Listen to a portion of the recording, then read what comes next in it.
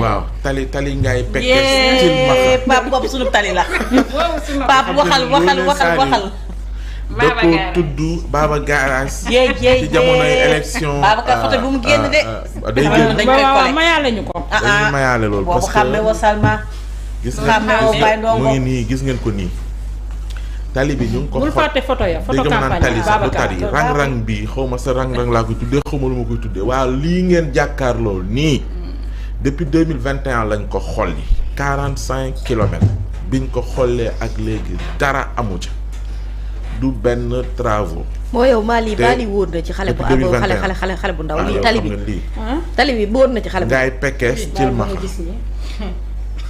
ngaay déggoo leen Pekes ma de ba tey. Cilmaxa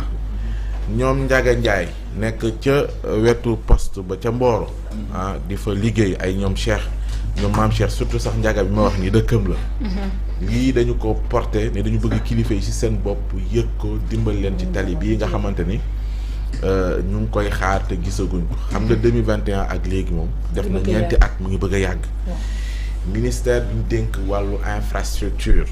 su dee ni am na budget bu ñu alloué lii nga xam te 45 kilomètres la war nañ cee jóg wala au moins ñu def ñu communiquer ñu xam fan la ñu toll liggéey yi waa ñoo ko yore ñu Pekes ñu ngi ci jàmm dara méttiwul. mais lii noo ci nekkee ci jàmm lii bu fekkee nawet fooy demee Mais dara méttiwul leen seen nawet foo jëm waaw. ngeen war a def tuuru Sénégal balaa pënd ba leen ca fekkoon di leen ci yéen fekkaat. ñii daj ngeen xanaa dinañ ko def jaar ngeen waaw Babacar dimbali ma ci photo donc- yooyu. déedéet yooyu bu ko génne. Wala yooyu mën na ma Babacar, demee parce que lu génneel. passé na te procureur bëgg kuy tooñ di taf photo jàll. Babacar. ñu ngi jaaroon ngaay Pekes Cilmaxa Salma bàyyi nga def. waaw Pekes yi ma ngaay Pekes Cilmaxa gis nga su dee nii la ñu dundee ku fa nii ngay mel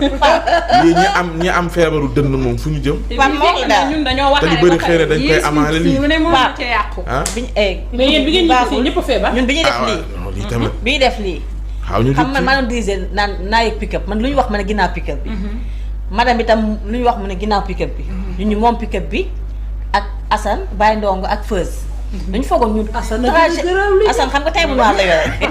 léegi dañu foogoon ne affaire bi guddul léegi bi ñu Fadilou gisee ñuy dem ndeysaan mu yërëm ñu mu ñëw dindi ay masque yaa ngi rappelé wu jox ñu ko ba pare comme moom bëgg na compatir ak ñun Fadilou lang ci oto bi nekk comme journaliste yaa ngi ci comme man directeur de campagne la xam ma ànd ak ñoom mais dañu dem benn 20 mètres nga gis Fadilou couleur kanam bi commencé changé Fadilou dugg otoom tëju bàyyi ñu ci ginnaaw ñun daal nii lañ ko jàppee ni lañ ko jàppee ba Mbàkke bu ndox bi ñu ñëwee romb naa ko rombal ko mu ne ma man maa ngi yaa ngi may romb ma naan góor kii noonu naa Ngoné Saliou fekk man la maa changé couleur mais Pape xam nga lu gën a important faaw ñu tali bi tali ñaata kilomètres la tali Pekes 45 kilomètres déglu ma 45 kilomètres. ancien ministre des infrastructures des transports terrestres et du désenclavement muy Mansour Faye fay mii dafa procédé woon à la pose bu première pierre premier xeer. jeudi 19 mai 2022 ca Baba Garage mu porté lancement wu tali bi Bambey Baba Garage ak Mexe waaw. te ji nga tali bi dafa impacté parce que bu màggal amee fii nga mën a ga aw pour dem Touba ok te fii bu fa oto awee bala mu fay awati yàllaa xam détour la. am na ñu fay jàngale te amuñu foo xam ne fa la ñuy aw léegi ana ministre bi dafa annoncé woon projet bi dafay débuter en mai 2022 avec un coût de 10,7 milliards de francs CFA milliard. waaw ci Milliard délai ci ci délai wu 45 18 mois